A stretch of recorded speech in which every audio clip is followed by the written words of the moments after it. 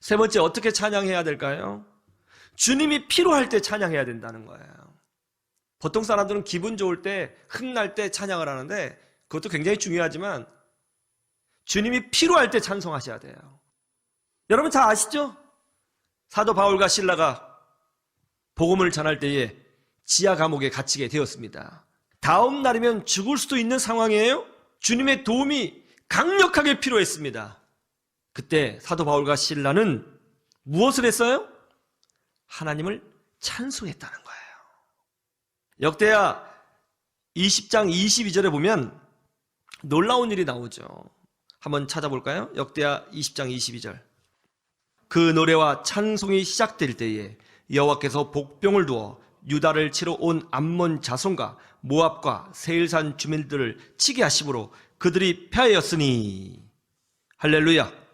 모압, 암몬, 마온 사람들이 연합군을 형성해서 남유다 왕국을 치려고 내려왔습니다. 그때 남유다 왕국의 왕은 여호사밧 왕이었어요. 지금 남유다 왕국의 군사력 수준으로는 이 세 연합군을 막아낼 힘이 없습니다. 전쟁은 해보나 마나예요. 무조건 지는 거예요. 군사의 숫자에서도 지는 거고 무기와 또 병사들의 수준에 있어서도 게임이 안 되는 전쟁이에요. 아주 두려운 상황이 임한 것입니다. 하나님이 절대적으로 필요하죠. 그래서 여호사밧 왕이 하나님께 울면서 기도합니다. 그리고 유다 왕국에 있는 모든 백성들에게 선포합니다. 여러분, 우리 금식합시다. 이 전쟁에서 우리를 도와주실 분은 하나님밖에 없습니다. 금식합시다. 금식 기도를 선포했어요. 하나님 앞에 간절히 기도했습니다. 왜요? 기도밖에 없잖아요. 그런 다음에 여호사밧 왕이 병사들을 이끌고 직접 전장에 출정합니다. 그리고 놀랍게도 성가대를 세워요. 전쟁터에 성가대를 세우는 거예요. 그때 이 성가대가 하나님을 찬양합니다. 어떤 일이 벌어졌어요? 여호사밧이 계획했던 이 복병의 작전이 정확하게 먹혀 들어가서 이 연합군을 대패하고 승리하는, 하나님이 아니고서는 설명할 수 없는 기적을 체험하게 되었다는 것입니다. 이스라엘 사람들은 주님이 필요할 때에 그냥 기도만 한 것이 아니라 큰 소리로 하나님을 찬양했다는 거예요. 이거 우리가 배워야 하지 않겠어요? 여러분, 우리도 항상 주님이 필요한 줄로 믿습니다. 코로나 블루를 극복하고 인생의 위기를 극복하고 마음의 답답함을 극복하고 악한 악령이 주는 부정적인 생각과 영적인 눌림이 있을 때에 하나님의 은혜가 필요합니다. 어떻게 해야 되나요? 기도해야죠. 거기 하나 더 하십시오. 뭐요? 찬송하셔야 돼요. 차 안에도 찬송하시고 일하면서 찬송하시고 하루 일과를 마치면서 찬송해야 되는 거예요. 극동방송을 들으면서 찬송하셔도 되고 또 요새 잘 돼 있죠? 유튜브 찬양을 틀어놓고 같이 찬송해도 됩니다. 찬송하셔야 돼요. 볼리비아의 정은실 선교사님이라고 있습니다. 전남 고흥 출신으로 통합 측 장로교 목사님이에요. 이 목사님이 1982년도에 사모님과 세 아들을 데리고 남미 볼리비아에 들어가서 복음을 전하고 선교 활동을 시작했습니다. 그때 당시 이 볼리비아에는요, 기독교 인구가 1%가 안 됐습니다. 그리고 공산주의 정권이 들어 있어서 인권이 굉장히 탄압받았고 선교 활동을 온전히 할 수가 없는 상황이었어요. 그리고 이 볼리비아는 남미 중에서도 가장 가난한 나라 중에 하나였습니다. 이런 곳에서 복음을 전하니까 얼마나 많은 위험과 핍박과 고난이 있었겠어요. 사역을 하다가 죽을 뻔한 적도 있었고 또 사모님이 너무 힘드셔가지고 위암에 걸려가지고 사경을 헤맨 일도 있었습니다. 선교사님이 가난한 볼리비아 사람들에게 희망을 주기 위해서는 교회와 학교를 같이 세워야겠다, 그런 생각을 하게 되었어요. 그리고 언더우드 선교사님처럼, 우리나라에 오셨던 언더우드 선교사님처럼 교회도 세우고 학교도 세워야겠다, 그런 마음을 놓고 그것을 놓고 기도했습니다. 그리고 벽돌을 직접 만들어가며 교회도 세우고 학교 건물도 세웠어요.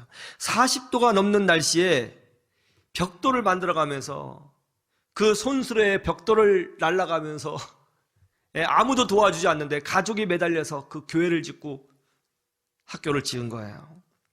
그런데 그때 큰 아들이 12살이었는데 이 아들이 자기도 교회를 건축하고 학교를 건축하는 일에 쓰임받고 싶다면서 아빠를 도와주겠다고 하더래요. 그래, 너도 좀 일을 해라. 했는데 이 아들이 정말 열심히 일을 했어요. 그러다가 벽돌을 나르는 중에 애가 쓰러져 버린 거예요. 놀라가지고 병원에 데려갔더니 전염병이 있었던 모양입니다. 이 전염병에 걸렸고 또 영양실조에다가 과로, 기타 합병증이 있는 거예요. 몸이 아주 불덩이같이 뜨거웠습니다. 의사는 40일 이상을 입원을 해야 한다고 그렇게 처방을 내렸습니다. 근데 문제는 그때 당시에 병원비가 굉장히 비쌌던 모양이죠. 병원비가 없었어요. 병원비가 없으면 나가야 합니다. 그때 선교사님이 목숨을 걸고 울면서 하나님께 기도했습니다. 하나님, 제가 선교사지 제 아들이 선교사입니까? 왜 제 아들이 여기서 죽어야 합니까? 차라리 누군가의 희생의 피가 필요하다면 제 목숨을 거둬가 주십시오. 하나님, 막 울면서 기도했대요.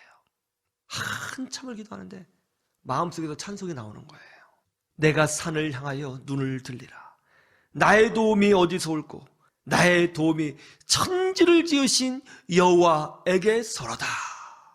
시편 121편 1절에서 2절 말씀인데, 우리 정은실 선교사님의 인생 찬송시래요. 본인이 항상 고백합니다. 어떤 위기를 만나든지 어떤 답답한 상황을 만나든지 이 찬송, 시편 121편 1절에서 2절을 항상 암송하며 찬양하고 그걸로 하나님께 엎드렸다는 거예요. 그 찬송을 하고 나서 이 선교사님 힘을 내서 아들에게 안수하며 기도합니다. 하나님 고쳐주세요. 한참을 기도하는데 아들이 아빠 손을 딱 잡더니, 아빠, 나 열 안 나는 것 같아요. 열 안 나는 것 같아요. 나은 것 같아요. 이제 그냥 집에 가요. 그냥 집에 가요. 만져보니까 열이 좀 떨어진 것 같아요. 그래, 집에 가자. 데리고 나왔대요. 그러고 다시 며칠 쉰 다음에 다시 교회 짓고 학교를 지은 거예요. 여러분, 이 학교가요, 성장해서 지금 볼리비아 내에서 가장 좋은 기독교 명문대학이 되었습니다. 학생이 2,500명이고요. 대학생이. 그 안에 의과대학도 있어요. 매주 토요일마다 이 의과대학에서 400명에게 무료로 치료를 해주고 있습니다. 이 학교가 이 볼리비아 내에서 유명해져가지고 이 볼리비아 문교부 장관이 직접 찾아와서 상도 줬을 뿐만 아니라 이 볼리비아에서요, 상을 60몇 개를 받았어요. 좋은 학교라고. 뿐만 아니라 2003년도에는요, 이 선교사님이 우리나라에서 주는 언더우드 선교사 상을 받았고요.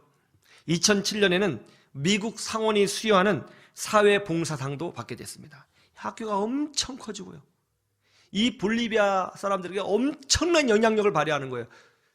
볼리비아 정부에서 전에 어떤 일이 벌어졌냐면 이 정은실 선교사님을 노벨 평화상을 받도록 만들어야겠다. 그래서 볼리비아 정부가 선교사님을 노벨 평화상 후보로 추대했다니까요. 할렐루야. 기적 같아요. 이 볼리비아에서는 이 학교가 굉장히 유명합니다. 정은실 선교사님 유명해요. 더 놀라운 게 뭔지 아세요? 그 학교 교회 짓겠다고 막 아빠 도와서 일을 하다가 쓰러진 그 큰아들, 12살 된 아들, 그 아들 어떻게 됐을까요? 최근에 이 아들이요, 정치현 박사인데요, 의학 박사이면서 목사님입니다. 그런데 2019년도에 볼리비아 대통령 대선 후보로 출마했습니다. 안 됐는데 후보로 출마했습니다. 지금은 목회자이면서 의료인이면서 정치인으로서 볼리비아를 위해서 대통령이 될 꿈을 꾸고 기도하고 있어요. 나중에 될 겁니다. 그 아이가 그렇게 된 거예요. 여러분, 우리가 누구입니까? 하나님을 찬양하는 사람들입니다. 이스라엘의 하나님은 찬송 가운데 거하시는 줄로 믿습니다. 여러분, 고난 중에 찬송합시다. 그래서 흑인 영가가 아니라 K 영가 되도록 해야 됩니다. 우리 그리스도인들 찬송해야 됩니다. 이 고난 중에 찬송을 통해서 하나님의 은혜를 누리시고 능력을 경험하시는 주의 백성들 되시기를 주님의 이름으로 축원합니다. 축원합니다.